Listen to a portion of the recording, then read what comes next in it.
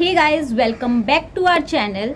सो आज का वीडियो बहुत इम्पॉर्टेंट है सभी पेरेंट्स के लिए। जैसा कि आप लोग जानते हैं कि मेरा बेटा अद्वैत अब 4 साल का हो चुका है और पिछले 1 साल से we are struggling a lot related to his health concerns. तो सबसे ज़्यादा इशू जो हमें अद्वैत के साथ पिछले 1 साल में आए वो थे related to his coughing, recurring coughing. उसको बार बार कफिंग होना, खांसी होना, ब्रीदिंग इश्यूज़ होना, ये सब चैलेंजेस हमने बहुत फेस करे। I would say starting from September 2023 और अब सितंबर 24 आ चुका है। तो इस पूरे 1 साल के दौरान हमने जो जो चैलेंजेस फेस करे वो सब मैं आज आपके साथ इस वीडियो में शेयर करूंगी, because this is a very common problem in today's time, specially in metro and urban cities. तो ये सारी चीज़ें क्यों हुई, इसके पीछे रीज़न क्या है और किस तरह से हम इसको क्योर कर सकते हैं, इन 3 चीज़ों के बारे में हम डिटेल में बात करेंगे इस वीडियो में।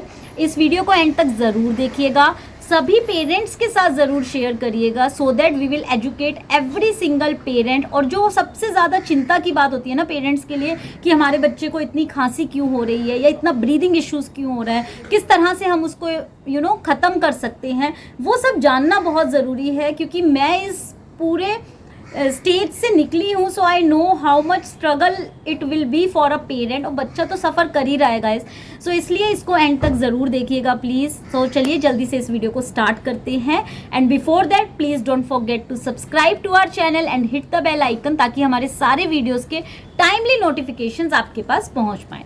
सो let's get started.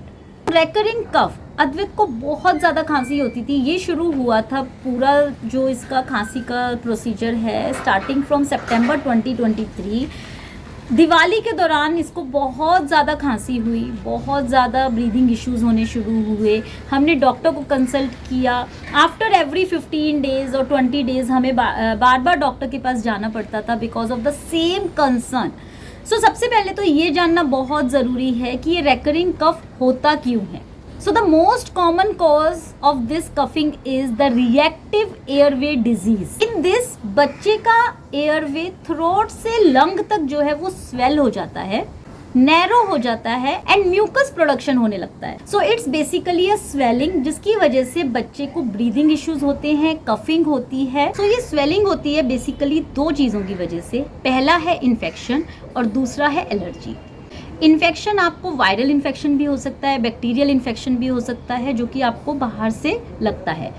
But allergy this can be house dust, जो कि आपके कारपेट से आती है, बच्चों के सॉफ्ट टॉयज से आती है, और may be exposure to toxins, detergent agents जो आप यूज़ करते हैं घर में, मॉस्किटो को मारने के लिए हम जो अलग अलग तरह के चीज़ों को यूज़ करते हैं, इन सब से भी एक एलर्जिक रिएक्शन बच्चे को हो सकता है। अलग अलग तरह के फ्रेगरेंसेस यूज़ करना, एयर पॉल्यूशन, ये सब रीजंस होते हैं एक एलर्जिक रिएक्शन के। सो ये सारी चीज़ें बच्चे के एयरवेज में सूजन करती हैं, जिसकी वजह से खांसी ट्रिगर होती है। And you won't believe, more than 15 million of children in India are suffering from this reactive airway disease and it is very common. And even parents smoke करते हैं। The passive smoking is equally bad for the child as it is bad for the adult. Another thing is pollution, which is everywhere in metro and urban cities because of lot of construction happening around. So उसकी वजह से भी बच्चों को ये problem बहुत common है आज के टाइम में। And not only external pollution, even indoor pollution भी होता है, जैसे कि पेंट, जो हम घर में पेंट यूज़ करते हैं, these are fill with chemicals. Even your detergents, जो आप बच्चों के लिए कपड़े धोते हैं, घर में आप अपनी सफाई करने के लिए जिन जिन चीज़ों का यूज़ करते हैं, that is also full of chemicals. Even the junk, that is also full of artificial toxins, chemicals, preservatives, artificial colouring, cleaning agents, skin products, fragrances, all these are pollutants. So हर factor जो है ये involve है इस particular problem को trigger करने के लिए। एंड बहुत बार हमारे माइंड में ये क्वेश्चन आता है कि क्या जब हम बच्चे थे तब ये सारी प्रॉब्लम्स इतनी एग्जिस्ट करती थी? इसका बहुत सिंपल आंसर है गाइज, नो। उस टाइम इतनी सारी प्रॉब्लम्स एग्जिस्ट नहीं करती थी, क्योंकि उस टाइम लाइफस्टाइल जो है वो बहुत डिफरेंट था। अभी का lifestyle is totally different. We are living in metro cities, बहुत सारी कंस्ट्रक्शन हो रही है। इवन जो हम खा रहे हैं that is also full of toxins and chemicals, artificial preservatives, हम खाना भी आज की डेट में प्योर नहीं खा रहे हैं। And that is the reason why our kids had much problem then we had in our childhood. So इन सारी प्रॉब्लम से डील करने का सिर्फ एक सॉल्यूशन है, that is to work on your kids immunity. आप बच्चों की इम्यूनिटी के ऊपर सबसे ज़्यादा ध्यान दीजिए ड्यूरिंग देयर अर्ली एज। सो अब हम बात करेंगे कि किड्स की इम्यूनिटी हम किस तरह से बढ़ा सकते हैं।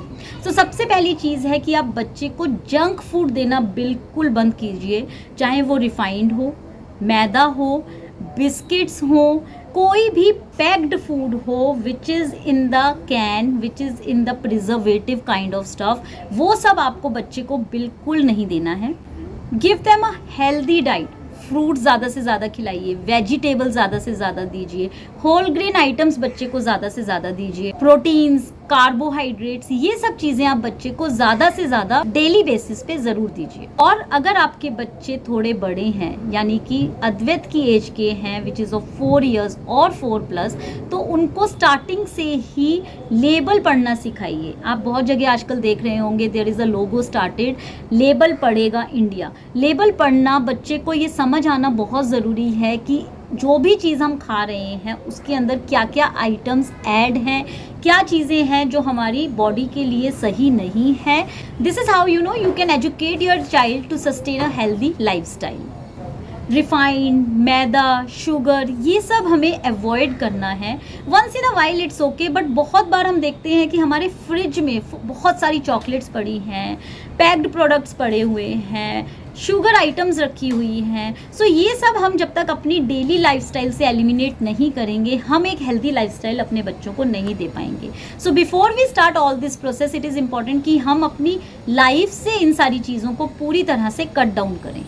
So to do all these stuff, we as a parent needs to be very very responsible।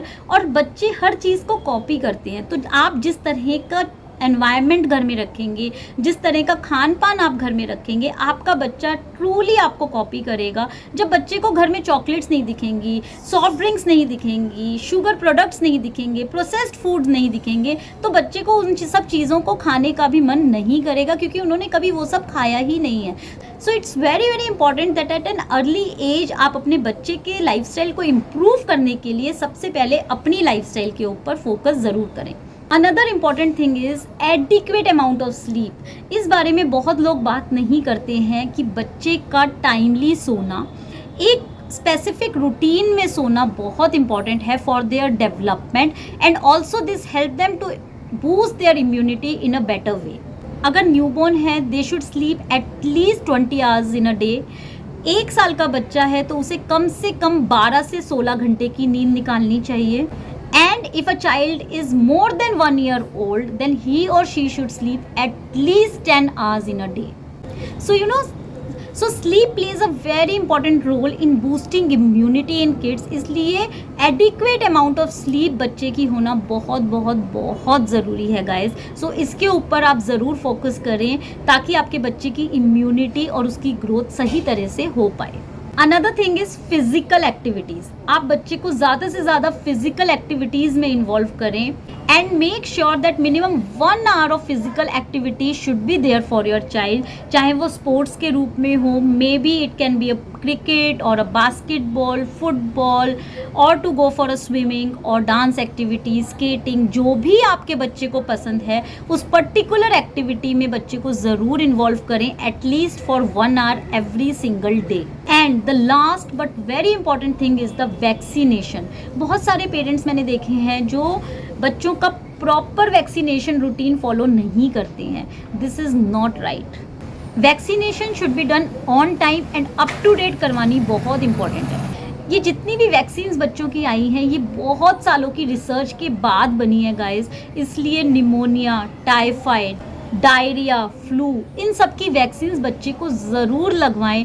And there are private, government vaccines, हर तरह की रेंज में वैक्सीन्स अवेलेबल हैं, तो आप अपने हिसाब से अपने बच्चे को वैक्सीन लगवा सकते हैं। बट प्लीज़ मेक श्योर आप अपने बच्चे की वैक्सीन अप टू डेट ज़रूर रखें। बच्चों की इम्यूनिटी पर काम करके हम उनको बहुत सारी चीज़ों से बचा सकते हैं, बीमारियों से बचा सकते हैं, क्योंकि एक्सटर्नल एनवायरनमेंट को आप चेंज नहीं कर सकते हैं, specially if you are living in a metro city. So the only thing that you can focus for your child is to work on their immunity.